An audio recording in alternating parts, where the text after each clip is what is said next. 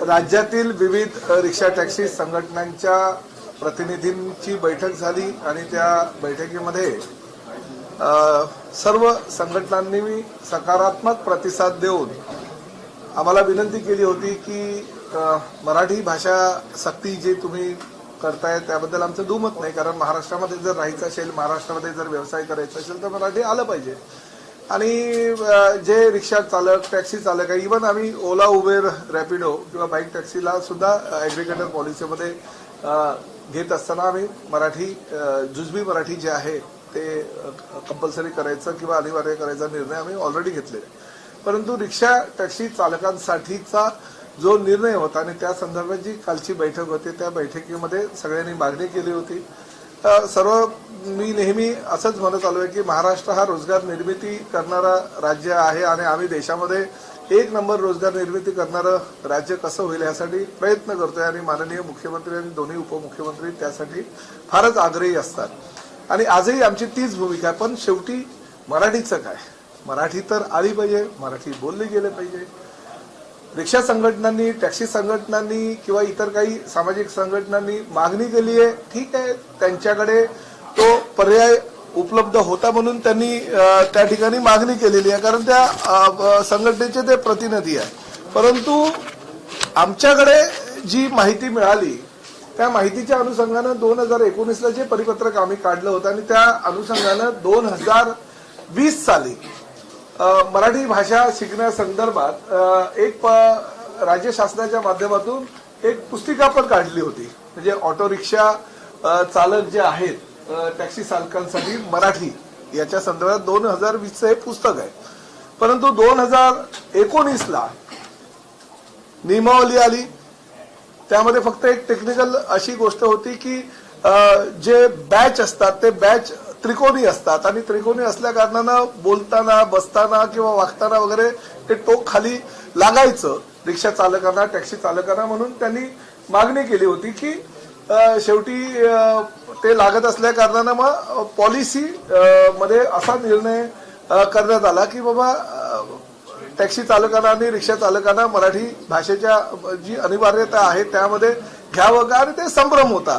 तो संभ्रम दूर करण्यासाठी आम्ही परवा सुद्धा परिवहन खात्याच्या वतीनं एक आम्ही परिपत्रक प्रसिद्ध केलं आणि होम डिपार्टमेंटकडे पाठवलं. त्यामुळे लोकांचा संभ्रम दूर होईल की टॅक्सी चालक, रिक्षा चालक हे मराठी बोलण्याचा त्यांच्यावर बंधन आहे, कारण आपली ती राजभाषा आणि राजभाषेचा आदर करणं प्रत्येकाचं कर्तव्य आहे. आणि त्यानुसार आम्ही त्याच्यामध्ये बदल सुद्धा करतोय. त्या बदल करत असताना 1 ते 1.5 महिन्याचा त्याला कालावधी लागणार आहे. परंतु आज आम्ही बैठक घेतली, सगळे आमचे प्रमुख अधिकारी होते, राज्यातील सगळ्या 59 आरटीओंना आज मी निर्देश दिले की 1 मे पासून आमची जी मोहीम आहे ती आम्ही चालू ठेवणार आहोत आणि राज्यामध्ये ज्या ज्या ठिकाणी चुकीच्या पद्धतीनं काही रिक्षा चालत असतील, चुकीच्या पद्धतीने टॅक्सी चालत असतील, तर बेकायदेशीररित्या जर काही ते प्रवाशांना त्रास देत असतील किंवा बेकायदेशीररित्या नियमाचं उल्लंघन करत असतील, कारण 20 नियमावली आहे की 20 साधारणतः आमच्या कायद्यामध्ये तरतुदी आहे की त्या 20 कायद्याचं त्यांनी उल्लंघन केलं तर आम्ही त्यांचं लायसन्स सुद्धा रद्द करू शकतो, बॅच सुद्धा रद्द करू शकतो किंवा परमिट सुद्धा रद्द करू शकतो.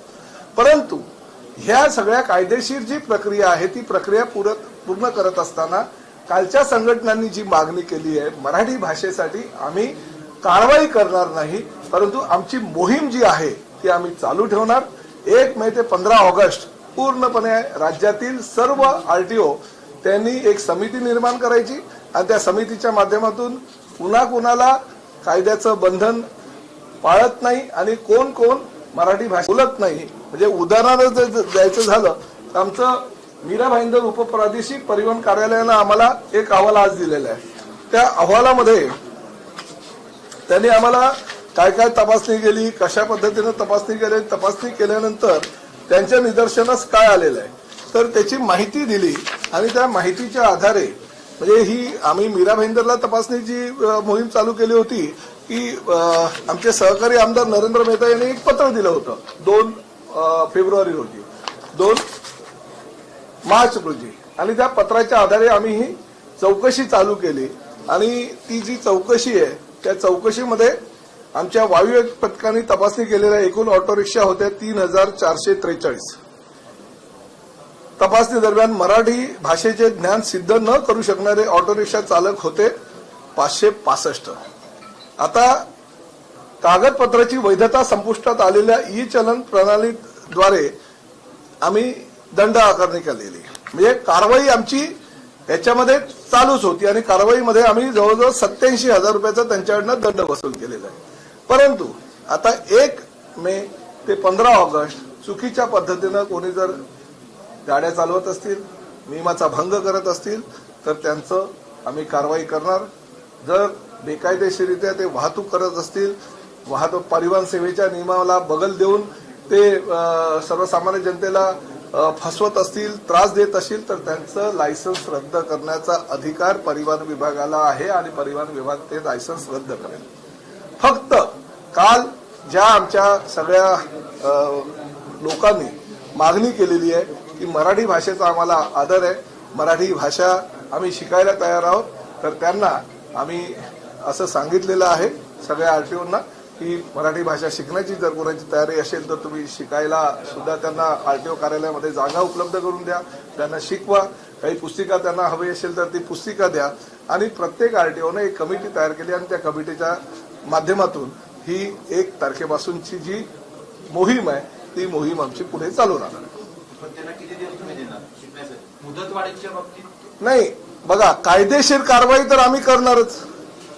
फक्त मराठीच्या मुद्द्यासाठी आमचे आरटीओचे अधिकारी त्यांना शिकवतील. 1 मे ते 15 ऑगस्ट पर्यंत आम्ही ही मोहीम करणार आहोत आणि त्या दरम्यान त्यांनी शिकायला हवं.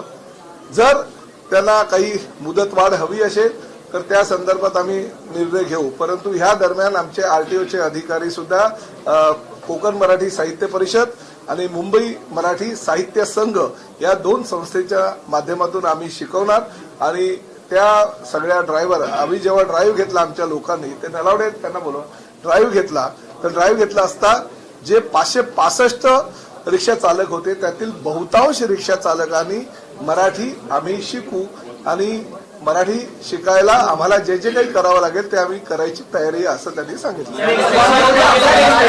बोला. 15 ऑगस्ट पर्यंत या कालावधीमध्ये जर मराठी भाषा बोलता आली नाही तर त्याचं लायसन्स रद्द होणार की नाही? लायसन्स त्याचं मराठी भाषेवरनं रद्द होणार नाही, परंतु त्यांनी बेकायदेशीर जर काही कृत्य केलं असेल, त्यांनी चुकीच्या पद्धतीनं कागदपत्र सादर केली असेल, आरटीओच्या नियमानुसार जर तो वागला नाही, अनेक 20 आमच्यामध्ये 20 कलम आहेत, त्या 20 कलमांच्या आधारे जर तो चुकीच्या पद्धतीने काही करत असेल तर त्याचं लायसन्स रद्द करायचा अधिकार आम्हाला आहे. ते आम्ही कुठल्याही प्रकारे त्यामध्ये हयगय करणार नाही.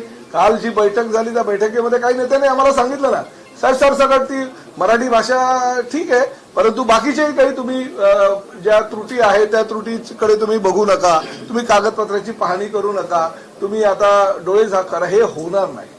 मराठी समाज निर्णयाला 15 ऑगस्ट हे होणार नाही, परंतु तुम्हाला कायद्यामध्येच राहावं लागेल. कायद्यापेक्षा कोणी मोठं नाही, त्यामुळे कायद्यानुसारच रिक्षा चालकांना ही आरटीओच्या माध्यमातून कारवाई करावी लागेल. आमचे नलावडे आहेत, त्यांनी हा अहवाल तयार केलेला आणि अहवाल केल्यानंतर त्यांना धमक्या पण आल्या. यांना धमक्या आल्या, कोण मोठे मोठे भाई लोकांची धमकी आली. मी त्यांचं कौतुक केलं, अभिनंदन केलं, कारण एवढ्या धमक्या आल्यानंतर सुद्धा आमच्या आरटीओच्या अधिकाऱ्यांनी पूर्णपणे त्यांना जी जबाबदारी दिली त्या जबाबदारीचं पालन केलं आणि जबाबदारीचं पालन करून त्यांनी एक अहवाल आमच्याकडे दिला, कारवाई सुद्धा केली.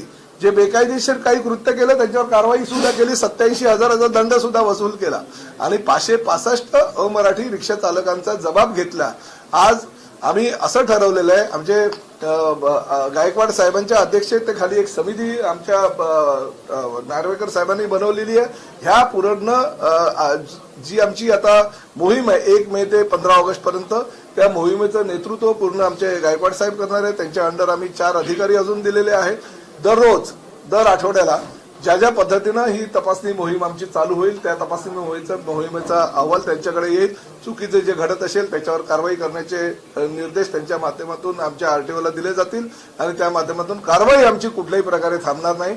परंतु आम्हाला हे सुद्धा मान्य आहे, मराठी भाषा जर तुम्ही शिकायला तयार असाल तर आम्ही वेळ द्यायला तयार आहोत. तुम्हाला आमचे आरटीओचे लोक शिकवायलाही तयार आहेत, पण ह्या महाराष्ट्रामध्ये व्यवसाय करायचा असेल तर मराठी शिकावंच लागेल. सर, एक मे नंतर एखाद्या रिक्षा चालकांनी म्हटलं की मराठी शिकणार नाही तर त्याच्यावरती कारवाई करणार का? ती कशा 15 ऑगस्टनंतर एक मिनिट थांबणार. आधी असं म्हणू तर द्या. याचं कारण असं आहे, तुम्हाला ह्या 565 पैकी किती जण म्हणाले आम्ही मराठी शिकणार नाही? एकही जण म्हणाला. त्यामुळे माझं असं म्हणणं आहे की जर त्यांची मानसिकता असेल शिकायची, शिकू द्या ना. म्हणजे आताच आम्ही हे ठरवलं की नाही ते बोलणारच नाही मराठी, तर हे पण योग्य नाही. शेवटी मी परिवहन खात्याचा मंत्री आहे. मंत्री म्हटल्यानंतर जर आमच्या अधिकारी ड्राईव्ह करत असतील आणि ड्राईव्ह केल्यानंतर जर त्यांना 565 लोकांनी सांगितलं असेल की नाही महाराष्ट्रात राहायचं असेल तर मराठी अनिवार्याची जी भूमिका, उलट आमच्या भूमिकेचं स्वागत केलं. किती लोकांनी स्वागत केलं? सगळ्यांनी स्वागत केलंय. म्हणजे हे हिंदी भाषिक आहेत, त्यांनी स्वागत केलेलं आहे. जर त्यांनी स्वागत केलं असेल तर त्याला संधी देणं आमचं कर्तव्य आहे. तर आपण कारवाई करणार आहे का? 15 ऑगस्ट नंतर बघा, एक गोष्ट मी तुम्हाला सांगतो. मला असं वाटतं की जर तरला न जाता आमच्या आरटीओच्या अधिकाऱ्यांवर, मराठी साहित्यिकांवर आमचा विश्वास आहे की जेवढ्या लोकांना आम्ही लायसन्स दिलेलं आहे, जेवढ्या लोकांना बॅच दिलेलं आहे, ते सर्वच्या सर्व आम्ही जर ही एवढी मोहीम 100 दिवसाची मोहीम आहे, 100 दिवसाच्या मोहिमेमध्ये आमची सगळी लोक इन्व्हॉल्व्ह होत असेल, आम्ही एका सिनियर अधिकाऱ्याला जर त्या ठिकाणी नियुक्त केले असेल तर 100% आम्हाला असं वाटतं ते मराठी बोलतील. जर नाही बोललं तर मग ठरवू ना, तुम्ही आहातच शेवटी. हा 20 पॉईंट काय काय असणार सर? तुम्ही सांगितलं तर 20 नाही तर कायद्यामध्ये तरतूद आहे. आणि शेअर ऑटो परिवहन कायद्यामध्ये ती तरतूद आहे. शेअर ऑटो रिक्षा त्यांच्या विरुद्ध पण तुम्ही कारवाई करणार आहे का? सगळे चाले हो, त्याच्यामध्ये 2 व्हीलर 3 व्हीलर पॅसेंजर तेवढे सगळे. कारण आमची भूमिका स्पष्टपणे आहे. कोणी किती दबाव टाकला, कोणी किती बंदची हत्यार बाळगलं, कोणी किती आंदोलन करू असं म्हटलं तरी महाराष्ट्रामध्ये व्यवसाय करायचा असेल तर मराठी शिकावं लागेल. आम्ही शिकवायला तयार आहोत. शिकून घ्या. आणि पूर्ण अजूनपर्यंत पुढे जाऊन आम्ही ठरवलं, समिती तर आम्ही केलीच आहे, पुढे जाऊन तो खर्च सुद्धा आम्ही धर्मवीर आनंद दिघे साहेबांच्या नावाने आम्ही रिक्षा महामंडळ केलेलं आहे. त्या रिक्षा महामंडळाच्या माध्यमातून आम्ही ते पैसे सुद्धा या साहित्य लोकांना देणार आहोत. आणि प्रमाणपत्रही जे राज्य शासनानं त्यांना अधिकार दिलेले मराठी शिकल्यानंतर प्रमाणपत्र देण्याचे, ते प्रमाणपत्र सुद्धा धर्मवीर आनंद दिघे साहेबांच्या स्थापन झालेल्या या मंडळाच्या माध्यमातून आम्ही मराठी शिकलेल्या रिक्षा टॅक्सी चालकांना देणार आहोत. तुम्ही असा विचारच करू नका ना. मला असं वाटतं 100 दिवस आहेत, 100 दिवसाचा हा कार्यक्रम आम्ही ठरवून दिलेला आहे. 100 दिवसामध्ये जर जुजबी मराठी कोणी बोलू शकलं नाही, तेही तुम्हाला पुढे सांगतो. आम्ही त्यासाठी एक पुस्तिका सुद्धा बनवतोय आणि ते पुस्तिकाचं सुद्धा उद्या प्रकाशन करून आम्ही ते पुस्तक सुद्धा, आता उद्या कॅबिनेट आहे, त्या संदर्भात मी माननीय मुख्यमंत्री आणि दोन्ही उपमुख्यमंत्र्यांना सुद्धा पत्र देणार आहे. जे जुजबी मराठी आहे, जे ह्या साहित्यिकांनी बनवलेलं आहे, त्याचा पुस्तिका सुद्धा उद्या आम्ही वितरित करणार आहोत.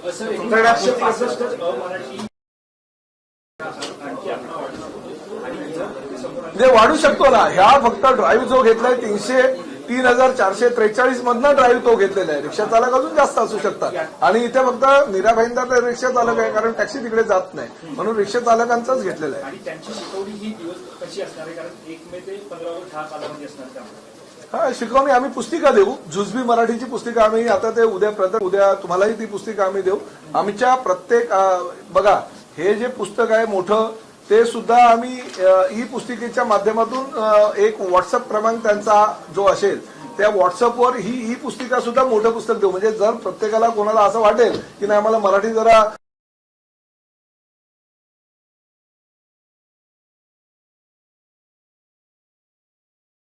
आमचे अधिकारी त्यांना देतील.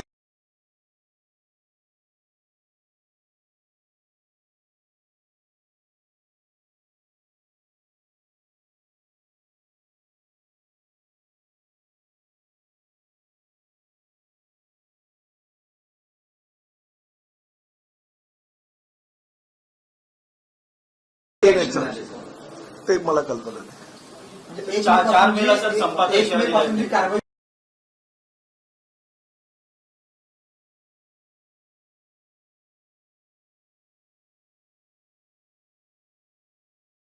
ती राहणार. आम्हाला कळलं तर पाहिजे की किती हिंदी भाषिकांना, कारण कोणी सांगतं 15 लाख, कोणी सांगतं 10 लाख, कोणी सांगतं 5 लाख. अरे किती हिंदी भाषिक रिक्षा चालक आहे हे आमच्याकडे डाटा तर आला पाहिजे आमच्या 29 आरटीओच्या माध्यमातून. आणि सगळ्यांना आम्ही सांगितलं 16 ऑगस्टला तो अहवाल आमच्या पुढे येणार.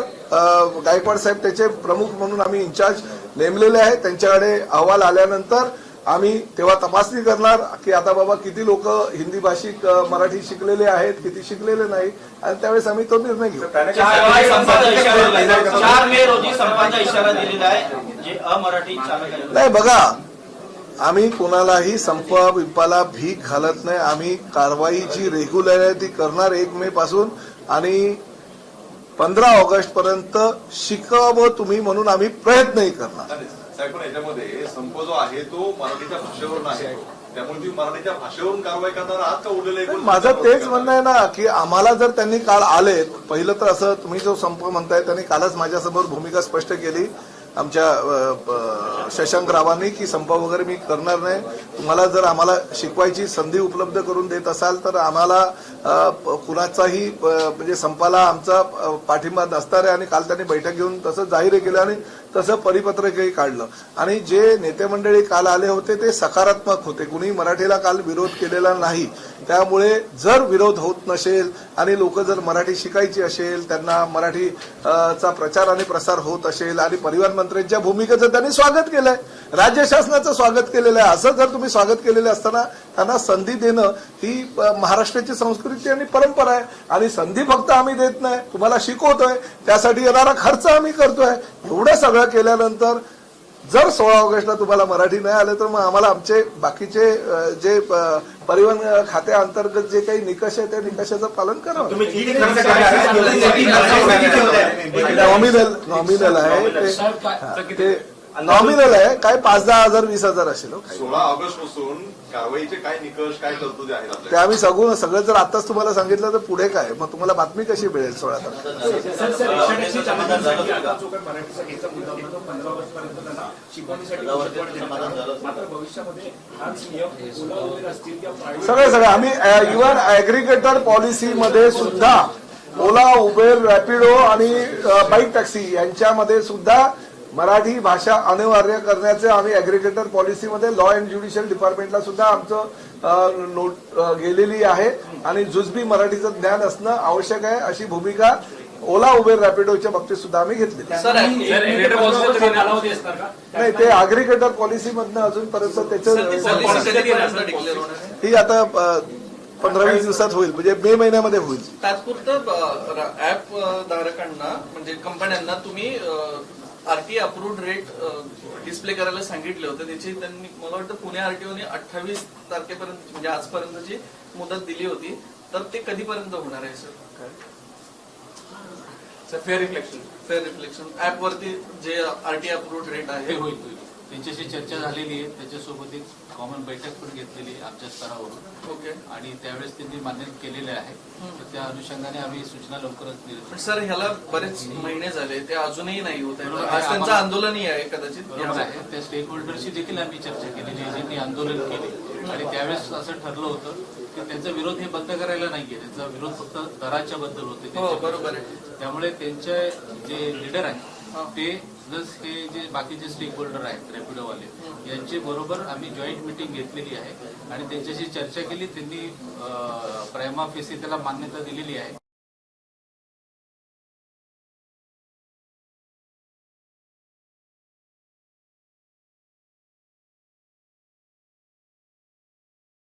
लवकरच ते आदेश देतो. सर, आयसीओ काही व्हॉट्सअप नंबर काढणार आहे का तक्रारीसाठी, म्हणजे कुठलाही व्हिडिओ? नाही, गरज नाही. आमच्या आरटीओचे अधिकारी आहे, सगळ्यांकडे ते आरटीओचे अधिकाऱ्यांचे व्हॉट्सअपचा एक नंबर आहे, पण गरज नाहीये. कारण आमच्याकडे मग रेकॉर्ड येणार नाही. कारण मग लोक बोलतील व्हॉट्सअपवरनं आम्ही हे घेतो ते घेतो, परंतु आमच्याकडे ऑफिशियल रेकॉर्ड आहे. दुसरं महत्वाचं म्हणजे हे जे 565 हिंदी भाषिक आहेत त्यांना आम्ही आज पत्रही देतोय की आम्ही 1 मे पासून ही मोहीम करतोय. त्या मोहिमेमध्ये तुम्हाला सहभागी व्हावं लागेल असं आमच्या कधी आज देतोय की उद्या आजच देतोय पत्र 565 लोकांना, जे आमच्या ड्राईव्हमध्ये ज्यांना मराठी येत नाही त्या लोकांना पत्र देऊ, त्यांना आम्ही सूचना सुद्धा करणार आहोत की 1 मे पासून आमची मोहीम आहे आणि 15 ऑगस्ट पर्यंत ती चालणार आहे. त्यामध्ये तुम्हाला जर मराठी शिकायचं असेल तर आमचे आरटीओचे अधिकारी तुम्हाला मराठी शिकवायला तयार मराठीच्या मुद्द्यावर जर सरकार मागे हटत असेल तर संबंधित मंत्र्यांनी राजीनामा द्यावा असं संजय राऊत म्हणतात. म्हणजे तुमच्यावर नाही, मराठीच्या मुद्द्यावर कसलं मागे हटलो? अहो, तुम्ही काय केलं ना ते आम्ही करतोय. तुमचे आभार मानायला पाहिजे. तुमचे सकाळची जी पिपाणी वाजते ना ती बंद करायला पाहिजे. माझं म्हणणं अहो तुम्ही नाही केलं म्हणून आम्हाला हे करावं लागतंय. तुमच्याकडे सत्ता होती, तुम्ही मोठे एवढे राज्यसभेचे खासदार एवढी वर्ष आहात, मुख्यमंत्री होते, तसं असताना तुम्ही करू शकलो नाही. परंतु परिवहन मंत्री म्हणून प्रताप सरनाईकनी पुढाकार घेतला. तुम्हीच तुमच्या सामन्याच्या हेडलाईनला छापताय की आभार व्यक्त करता, अभिनंदन करता. आम्ही कसं मागे घडलो? उलट आम्ही मराठीचा प्रचार आणि प्रसार करतोय. तुम्ही जे केलं ना ते आम्ही करतोय.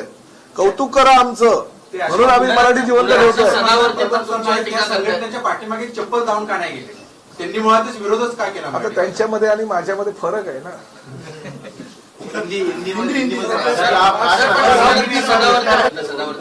त्यांना काही विरोध करू दे, कुणालाही किती विरोध केला तरी एक गोष्ट आहे, प्रताप सरनाईक आपल्या भूमिकेवर ठाम आहे आणि कुठल्याही परिस्थितीमध्ये मराठी भाषेचा आदर जी लोक करतात त्यांचा सन्मान केला जाईल. ज्यांना मराठी शिकायचंय त्यांना शिकवलं जाईल. परंतु जे कायद्याचं पालन करणार नाही त्यांना मात्र आमच्या नियमानुसार त्यांच्यावर कठोर कारवाई केली जाईल. पण गेम चेंजर ठरेल सगळ्यांसाठी. ते आता 15 ऑगस्ट पर्यंत करेल. पण मला असं वाटतं ज्या पद्धतीनं आमचे अधिकारी मला सांगतायत, ब्रीफ केलेलं आहे, प्रत्येक 59 आरटीओने ब्रीफ केलेलं आहे, त्या अधिकाऱ्यांच्या मतानुसार की लोक आता थोड्याशा मानसिकतेमध्ये आलेले आहे की महाराष्ट्रामध्ये आपल्याला जर व्यवसाय करायचा असेल, राहायचं असेल तर मराठी आपल्याला बोलावं लागेल. आणि तेही असं आम्ही म्हणत नाहीये की कोणी PhD करा, कोणी MA व्हा, कोणी BA व्हा.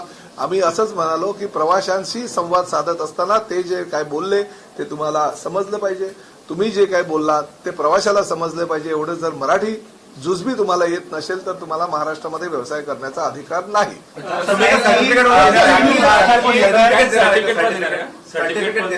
हो, मराठी शिकल्यानंतर सर्टिफिकेट पण देणार.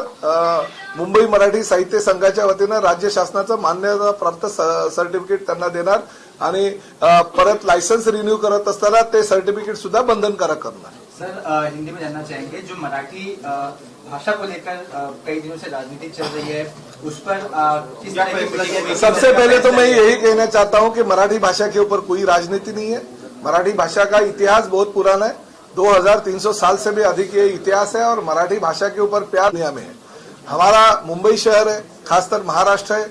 ये महाराष्ट्र की संस्कृति और परंपरा है कि आने वाले जो भी लोग हैं उनको रोजगार देना, क्योंकि मुंबई में लाखों लोग रोज आते हैं और व्यवसाय करते हैं, अपनी रोजी रोटी के ऊपर परिवार का गुजारा करते हैं. हमारा भी यही कहना है कि आइए, हम आपके लिए तैयार हैं. हम आपको रोजी रोटी देने के लिए अगर तैयार होंगे तो हमारी जो मराठी है, हमारी जो राजभाषा है, उसका आदर करना भी आपका कर्तव्य बनता है. आरटीओ डिपार्टमेंट के माध्यम से बहुत सारी गलतियां आपके माध्यम से होती है, ऐसा हमने रिक्शा टैक्सी ड्राइवर्स को बोला है. जो मीरा भाईंदर शहर के नरेंद्र मेहता जी है, विधायक, उन्होंने कंप्लेंट की थी. उसके कंप्लेंट के आधार पे हमने जो सर्वे किया, वो सर्वे में हमने करीबन 3400 से अधिक ऑटो रिक्शा ड्राइवर्स का हमने जो कागजात है वो जानकारी ली. उसके दरमियान हमें ऐसा पता चला कि 565 जो ड्राइवर्स है उनके पास मराठी का बिल्कुल ज्ञान नहीं है. हमने उनसे बात की, हमारे अधिकारियों ने, तो उन्होंने कहा कि हमें कोई मराठी भाषा सिखाने की अब तक कोशिश नहीं की, इसलिए हम सीख नहीं पाए. अगर आरटीओ डिपार्टमेंट या कोई भी स्वयंसेवी संस्था अगर हमें सीखे तो हम जरूर सीखेंगे. और उसके माध्यम से हम ये ड्राइव जो है वो हमारा 1 मई से लेकर 15 अगस्त तक पूरे महाराष्ट्र में चलेगा. कानूनन जो है कार्रवाई वो तो हमारी होगी. अगर कोई गलत तरीके से ड्राइव करता है, लोगों को परेशान करता है, हैरान करता है, पैसेंजर से गलत तरीके से अगर बोलता है, पैसेंजर के लिए अगर रिक्शा रुकाता नहीं, टैक्सी रुकाता नहीं, वो टैक्सी में और रिक्शा में बैठ के अगर स्मोकिंग करता है, वो अगर उसका यूनिफॉर्म जो है वो यूनिफॉर्म अच्छी तरह से पहनता नहीं है और जो कानून का अगर ख्याल नहीं रखता है तो उसके ऊपर उसका लाइसेंस रद्द करने का, उसका परमिट रद्द करने का तो जिम्मेदारी हमारे आरटीओ के लोग हैं, वो तो लेंगे ही. उसके ऊपर फाइन लगा के दंड भी वसूल करेंगे. मगर मराठी भाषा अगर उनको सीखने का होगा और उन्होंने अगर वक्त मांगा, ये महाराष्ट्र की संस्कृति है और हम ये संस्कृति में पले हुए बड़े हुए लोग हैं. राज्य का मंत्री होने के नाते हमने ऐसा निर्णय लिया। हमारे गायकवाड़ साहब जो इस पूरे जो हमारी ड्राइव रहेगी उसके इंचार्ज रहेंगे, उनके अंडर हमने 4 अधिकारी और वरिष्ठ नियुक्त किए हैं। और साथ ही में जो लोकल लेवल के हमारे आरटीओ होंगे उनकी भी एक कमेटी होगी। उस माध्यम से हम कागजात चेकिंग करेंगे, लाइसेंस चेक करेंगे, बैच करेंगे, चेक करेंगे, परमिट चेक करेंगे। अगर गलत तरीके से कोई अगर ड्राइविंग करता है तो उसका लाइसेंस तुरंत जगह पे रद्द किया जाएगा। मगर मराठी के मुद्दे पे अगर वो मराठी सीखने के लिए तैयार होंगे तो हम उनको मराठी सिखाएंगे, क्योंकि कोकण मराठी साहित्य परिषद और साथ ही में मुंबई मराठी साहित्य संघ, इन दोनों संस्थाओं ने मराठी सिखाने के लिए उनको मान्यता दी है और वो आगे आने के लिए तैयार है। धर्मवीर आनंदी के साहब के नाम से हमारी जो संस्था है उस संस्था के माध्यम से हम उनको मराठी सिखाएंगे। मराठी सीखने के बाद उनको सर्टिफिकेट भी दिया जाएगा। जो सर्टिफिकेट लाइसेंस जब भी रिन्यू होता है या परमिट रिन्यू होता है उस वक्त कंपलसरी होगा। उस ऑटो रिक्शा ड्राइवर को या रिक्शा टैक्सी ड्राइवर को उस समिति का सदस्य होना बंधनकारक है। तो इसी तरह से हम 1 मई से 15 अगस्त तक ये जो ड्राइव है वो करेंगे। और उसके दौरान अगर किसको मराठी सीखनी हो तो उसके लिए मराठी की पुस्तिका देंगे जो साहित्यिकों ने हमारे पास दी है। दूसरी पुस्तिका जो है वो कल हम प्रकाशित करेंगे। उसके माध्यम से भी जुजबी जो मराठी है, जो पैसेंजर के साथ ड्राइवर और ड्राइवर के साथ पैसेंजर बातें करते हैं वो समझना चाहिए। वो जो बुक है वो हम व्हाट्सएप के माध्यम से हर रिक्शा वालों को देंगे जिनको मराठी सीखना है। 100 दिन में अगर कोई सीख नहीं पाता है तो आगे क्या होगा? देखिए, हम तो यही चाहते हैं, हम पॉजिटिव है, हम यही चाहते हैं कि 15 अगस्त को हमारा ड्राइव खत्म हो जाएगा और 16 अगस्त को रिपोर्ट हमारे ऑफिसर्स के पास आएगा। हम यही सोचते हैं कि उस दौरान हमारे सभी हिंदी भाषी भाई है पूरा का पूरा मराठी सीखेंगे, क्योंकि जुजबी मराठी है। हम ये नहीं कहते कि घर पे जाके अपने परिवार के साथ आप मराठी में बात करो, आप अपने दोस्तों के साथ या गांव जाने के बाद में भी आप मराठी में बात करो। हम यही कहते हैं कि जो प्रवासियों के साथ आपको बात करनी है वो आपको समझनी चाहिए और वो अगर कुछ बोलते हैं तो आपको समझना चाहिए। इतना मराठी तो आपको सीखना जरूरी है और इसलिए हम ये प्रयास करें। और धर्मेंद्र आनंदी के साहब के नाम से जो हमने महामंडल बनाया उस माध्यम से हम ये कार्रवाई आगे करते रहेंगे। मगर एक बार मैं यही कहना चाहता हूँ, महाराष्ट्र में अगर व्यवसाय करना होगा तो मराठी अनिवार्य है। सर, इसके अलावा रोहिंग्या और बांग्लादेशी कुछ ड्राइवर्स गलत तरीके से लाइसेंस परमिट उनको मिलता है। हमने उसके ऊपर भी बहुत बड़ी कार्रवाई करने का निर्णय ले लिया। आज के बैठक में ये भी तय हो गया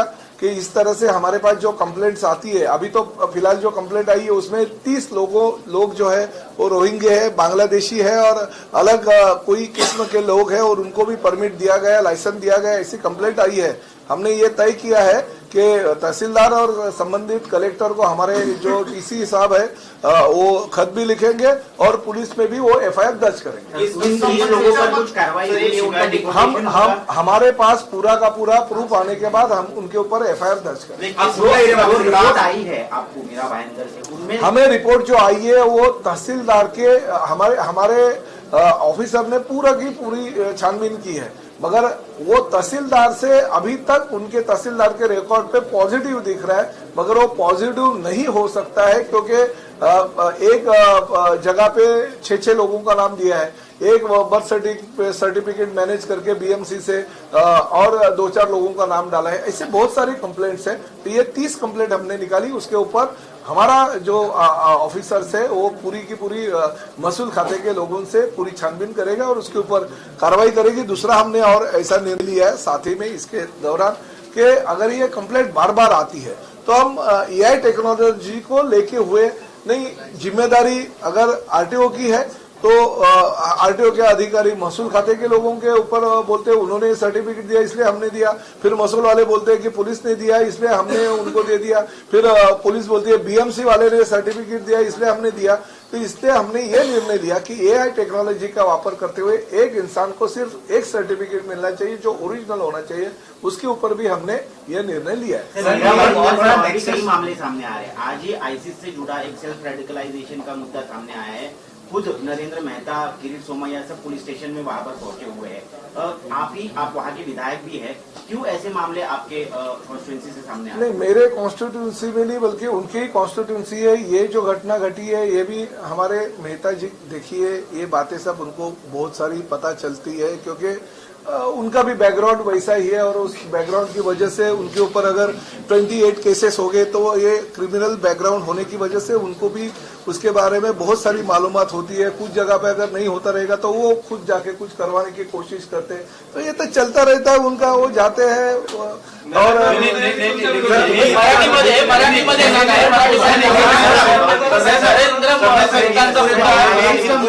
सर पहलगाम पूरे मामले में मुख्यमंत्री ने भी बयान दिया है, कहा है कि एटीएस और एनआईए जैसी संस्थाएं जांच करिए क्योंकि उसको रेडिकलाइज किया गया था। उसने 2 सुरक्षा गार्ड के ऊपर हमला किया, उसके पीछे और कौन लोग हैं? तो अमेरिका से आया था, कुर्ला मीरा, फिर मीरा रोड गया। तो मामला काफी गंभीर है। मामला गंभीर है और माननीय मुख्यमंत्री जी ने उसके ऊपर बयान दिया है, तो मेरी बयान की जरूरत नहीं है क्योंकि राज्य शासन गंभीरता से इस मामले को देख रही है।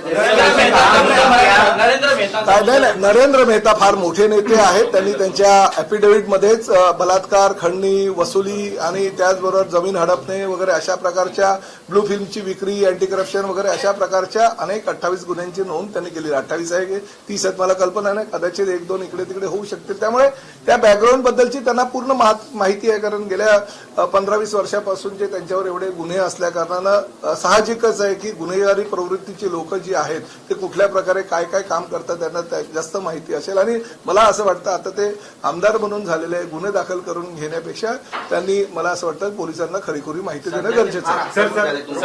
चांगलं आहे, मला चांगलं आहे मराठीचे मुलं आणि त्यांच्या मी सुद्धा त्यांच्या पत्राची एवढी दखल घेतोय त्यामुळे ते जास्त आक्रमक झाले। कारण खरं तर म्हणजे मी त्यांच्या मनापासून माझे सहयोगी सदस्याबद्दल आभार मानतो की त्यांनी बघा मला 2-3-2026 रोजी म्हणजे अधिवेशन काळादरम्यान पत्र दिलं आणि त्यांच्या ह्या पत्राची दखल घेऊन मी कारवाई चालू केली। म्हणून मराठीचा प्रचार आणि प्रसार होण्यासाठी आणि जे काही आज भविष्यामध्ये ज्यांच्यावर कायदेशीर कारवाई होणार आहे ते जबाबदार आहे, त्यामुळे त्यांचं अभिनंदन करायला पाहिजे। आम्ही सहयोगी सदस्य आहे शेवटी आमचे। पण ते तक्रार दाखल करतात, एफआयआर दाखल केला त्यांनी तुमच्या नाही माझ्या विरोधात असं काहीतरी तुम्ही उगाच त्याला बदनाम करू नका। सर रोहिंग्यामध्ये तुम्ही आता तुमचं ड्रायव्हिंग लायसन्स 665 रिक्षा चालक 565 समथिंग त्या रिक्षा चालकांनी सांगितलं की आम्ही मराठी शिकू, पण प्रसार माध्यमांवरती अनेक रिक्षा चालक मधुरेमध्ये बोलतात की आम्ही मराठी शिकायचं का आमची कामं बघायची, असे अनेक 2-3 असे येऊ द्या ना आता। म्हणून माझं म्हणणं आहे आमचे मीरा भाईंदरचे रिक्षा चालक खूप चांगले आहे, तसेच चांगलेपणा किंवा तोच सुसंस्कृतपणा इतरही रिक्षा चालकांनी दाखवला तर आमचं काम जरा इझी होतं। सर रोहिंग्या याच्यामध्ये ड्रायव्हिंग लायसन्स तुम्ही आता ऑफलाईन करण्याचा ठरवणार आहे का? कारण जर समजा आपण काय करणार आहोत? आता ऑनलाईन आहे तुमचं सध्या, ऑफलाईन करणार आहे का? कारण हा मुद्दा इज ऑफ डुईंग बिझनेस साठी आणि लोकांना सुविधा व्हावी बेसिकली आरटीओ विभागाकडून, ट्रान्सपोर्ट विभागाकडून 2 प्रकारचे आपण कामं करतो। एक रेग्युलेटरी फंक्शन करतो आणि दुसरं आपण लोकांना सेवा द्यायचं काम करतो। लोकांना ही सेवा मिळावी म्हणून आम्ही हा प्रयत्न केला होता की ऑनलाईन द्यायचं आणि ती सिस्टीम आजही चालू आहे। परंतु आमच्याकडे काही तक्रारी आलेल्या आहेत आणि त्याबद्दल आम्ही राज्यस्तरावर निर्णय घेऊ त्याच्यावर। त्याचं ऑडिट म्हणजे आतापर्यंत जे लायसन्स निघालं त्याचं ऑडिटचं काही रिस्पॉन्स आहे, काही मिळाले का? म्हणजे चुकीच्या पद्धतीने काढले कॉन्क्रीट प्रूफ मिळालेलं नाहीये, पण प्रायमा फेसीच्या तक्रारी आमच्याकडे आलेल्या आहेत, त्याची आम्ही करत आहोत आणि तपासणीचा जो निष्कर्ष येईल त्याच्यानुसार धोरणामध्ये बदल करायचे की नाही त्यावेळेस मान्य मंत्री महोदय आणि राज्य शासनाच्या स्तरावरून त्याबद्दल आम्ही अंतिम निर्णय घेऊ।